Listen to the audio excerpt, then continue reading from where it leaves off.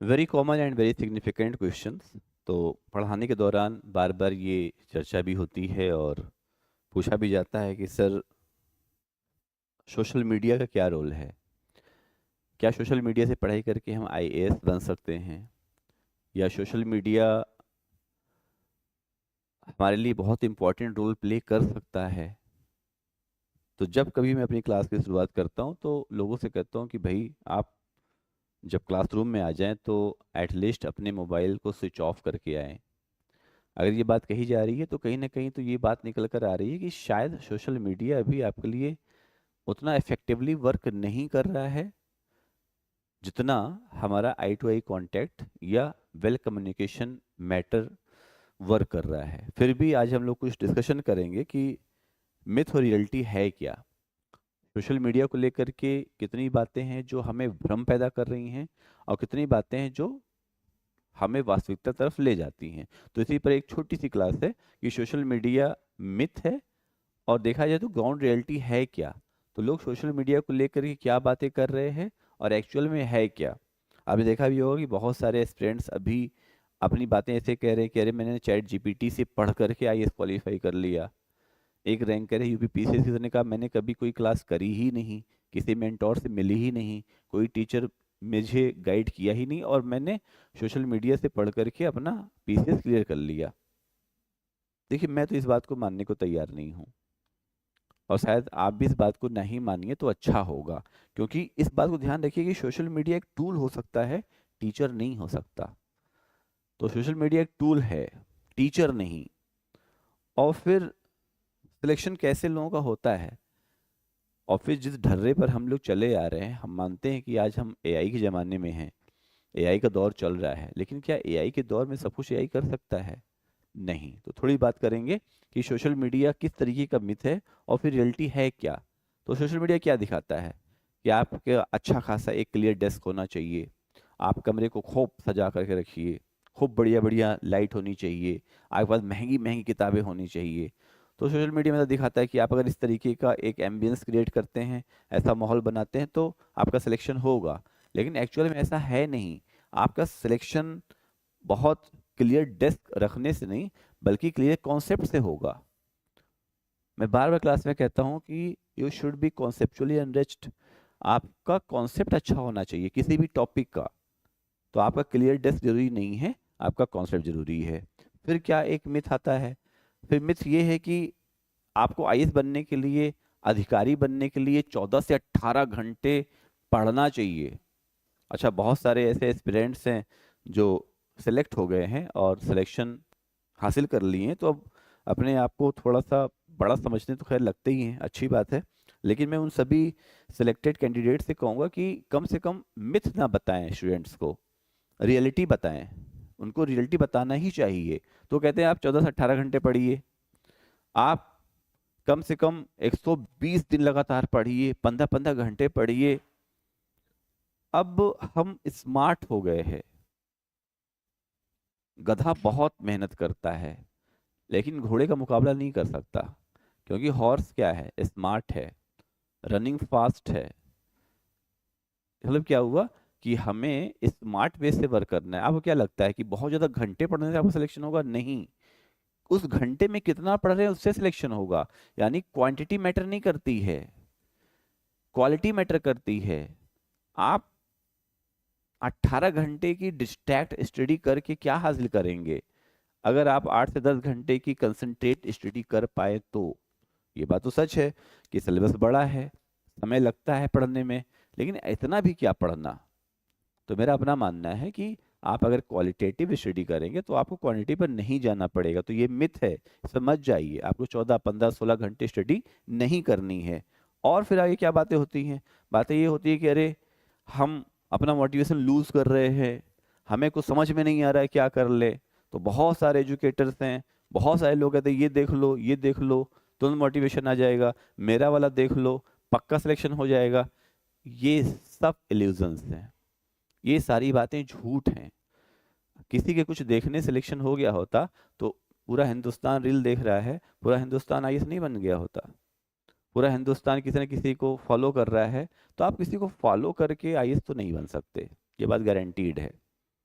हाँ, तो क्या करना होगा, आपको ये करना होगा कि हम एक कंसिस्टेंसी और डिसिप्लिन के साथ अपना काम करें। मोटिवेशन थोड़े टाइम के लिए होगा, लेकिन कंसिस्टेंसी, डिसिप्लिन होना, रेगुलर वे में स्टडी करना आपके लिए लॉन्ग टर्म है। बात समझ में आ रही है? तो कभी भी इस पर मत जाइए कि मैं कितने घंटे स्टडी कर रहा हूँ, आप इस पर जाइए उन घंटों में मैं कितनी स्टडी कर रहा हूँ। ठीक है? फिर अगली बात क्या है कि लोग कहते हैं अरे जल्दी जल्दी करो, सब कुछ जल्दी करो, फास्ट। और बच्चे पूछते भी सर आप अपना कोर्स कितने दिनों में खत्म कर देंगे? अगर आप खत्म करने आए हैं, देखिए कोर्स तो खत्म हो जाएगा मगर आपकी समझ डेवलप नहीं हो पाएगी।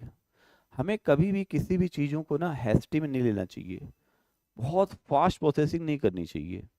किसी ने कहा हम 10 दिन में इकोनॉमी पूरी खत्म कर देंगे, किसी ने कहा हम 5 दिन में पॉलिटी खत्म कर देंगे, किसी ने कहा हम 3 दिन में पूरा फाउंडेशन पढ़ा देंगे। कैसे पॉसिबल है ये? आपको कंसिस्टेंसी के साथ रिलैक्स होके, कूल काम कंपोज होकर के अपना काम करना है।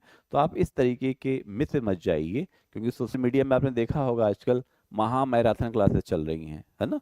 12 घंटे में पूरी पॉलिटी खत्म, 10 घंटे में ये खत्म। उनको वक्त दे दीजिए, 24 घंटे में आपको भी खत्म कर देंगे। तो ये खत्म करने वाले कॉन्सेप्ट मत जाइए। 12 घंटे की मैराथन, 20 घंटे में, मैं बिल्कुल इसके अगेंस्ट हूँ कि आपको जो ब्रेन है ना, वो अपनी लिमिटेशन को जानता है।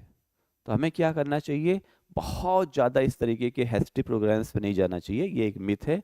आप रिलैक्स होकर के रिवीजन करिए, तो आपका बार बार रिवीजन करना आपके सिलेबस को कंप्लीट करेगा और आपको उस लेवल तक पहुंचाएगा कि आप अच्छे से आईएएस के एग्ज़ाम को क्रैक कर सके। तो इम्पोर्टेंट क्या है कि हमको अच्छे से रिवीजन करना चाहिए। तो revision ultimate reality and this is ground reality. तो हमें कभी भी इस तरीके की बातों में नहीं आना चाहिए। फिर क्या कहते हैं, अरे क्या करें, पढ़ाई नहीं हो पा रही है, ऐसा क्या कर लें पढ़ाई होने लगे। तो आप देखिए, अगर आप पढ़ाई नहीं कर पा रहे हैं तो कोई ऐसा तरीका नहीं है कि आपकी पढ़ाई होने लगे। आप पढ़ाई नहीं कर पा रहे तो उसके लिए आपको ही एफर्ट लगाना पड़ेगा। किसी तरीके का ऐसा कोई इंजेक्शन नहीं है कि हम लगा दें और आप पढ़ने लगे। तो फेक प्रोडक्टिविटी पे मत जाइए। बहुत से लोग ऐसे मिलेंगे, आप हमारे पास आइए, हमसे मिलिए, हमसे बैठिए, कुछ नहीं। आप उस लर्निंग इल्यूजन में तो रहेंगे, आपको लगेगा हम सीख रहे हैं, लेकिन आप सीखेंगे बिल्कुल नहीं। इसलिए इस मिथ पर ना जा करके आपको क्या करना है, अपने हार्ड वर्क को फोकस करना पड़ेगा। आपका हार्ड वर्क ही आपको विनर बनाएगा। अगर आप हार्ड वर्क नहीं करेंगे तो आप विन नहीं करेंगे। तो क्या होना चाहिए, आपकी लर्निंग प्रोसेस अपने से होनी चाहिए, आपका विल पावर अपने से होना चाहिए। थोड़ी देर का मोटिवेशन, थोड़ी देर का फेक वीडियो आपको हो सकता हो थोड़ी देर के लिए आपको सेटिस्फाइड कर दे, लेकिन लॉन्ग टर्म में सब कुछ आपको ही करना है। तो रियलिटी क्या है, हार्ड वर्क। ठीक है? तो हार्ड वर्क करिए, तभी आपको सक्सेस मिलेगी।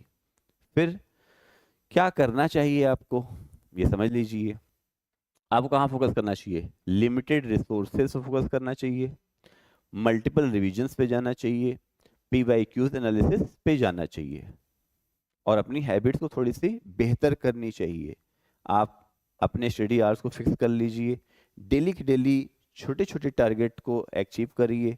आप उसको रिव्यू करिए, देखिए हम कहाँ जा पा रहे हैं। और फिर कहाँ कंट्रोल करना चाहिए, सोशल मीडिया। हम फिर बार बार कह रहे हैं, सोशल मीडिया आपके लिए टूल कवर कर सकता है, एज ए टीचर नहीं हो सकता, एज ए मेंटोर नहीं हो सकता। क्योंकि सोशल मीडिया को भी नहीं पता ना कि आप हैं कौन। जब कोई स्टूडेंट कुछ सर्च कर रहा होता है तो अपने अकॉर्डिंग ही सर्च करेगा ना। तो व्हाट शुड यू डू, आपको सिंपली फोकस करिए, ज़्यादा रिसोर्सेज का यूज मत करिए, क्योंकि मोर स्टडी मोर कन्फ्यूजन। ज़्यादा स्टडी करोगे ज़्यादा कन्फ्यूजन होगा। यहाँ कहने का सेंस क्या है कि आप एक ही टॉपिक को मल्टीपल रिसोर्स से मत पढ़िए, एक ही सब्जेक्ट को मल्टीपल रिसोर्सेज का यूज मत करिए। और कोई कह रहा है कि भाई इस पॉलिटी के लिए आपको यही बुक पढ़नी है, तो उसी बुक को बार बार पढ़ो। कोई कह रहा है इकोनॉमिक के लिए इनकी नोट्स पढ़नी, उसी नोट्स को बार बार पढ़ो। ठीक है? तो आपको क्या करना चाहिए, आपको अपने सोर्सेज को लिमिटेड करिए, मल्टीपल टाइम्स रिवीजन पर जाइए। प्रीवियस ईयर क्वेश्चन का एनालिसिस बहुत ज़रूरी है। हम बार बार कहते हैं कि आपको पता कैसे चलेगा कि आने वाला क्या है। तो आने वाला क्या है पता चलेगा, बीता हुआ क्या था।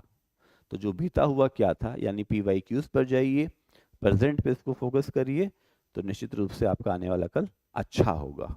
ठीक है, तो हम जो कभी नहीं कहेंगे कि आप इस तरीके से सोशल मीडिया को यूज़ करिए, और ना तो किसी सिलेक्टेड कैंडिडेट्स के कहने में के कहने पर ये बात फॉलो करिए कि अब मुझे तो ChatGPT या AI या सोशल मीडिया का ही यूज़ करके आगे बढ़ना है। तो इन बातों का ध्यान रखिए, निश्चित रूप से आप सफलता अर्जित करेंगे। Thank you so much.